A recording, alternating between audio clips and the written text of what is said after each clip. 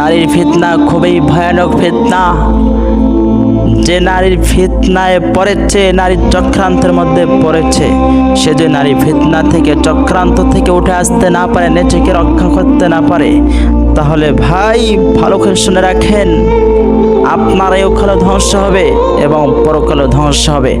আপনাকে নারীর ফিতনা থেকে উঠে আসতেই হবে।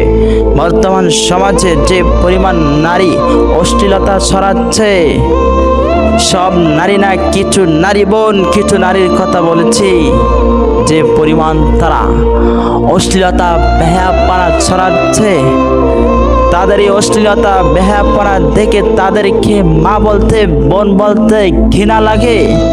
ভাই, এই নগ্ন নগরীতে আপনার ঈমানকে আপনি টিকে রাখতে পারবেন না, ধরে রাখতে পারবেন না।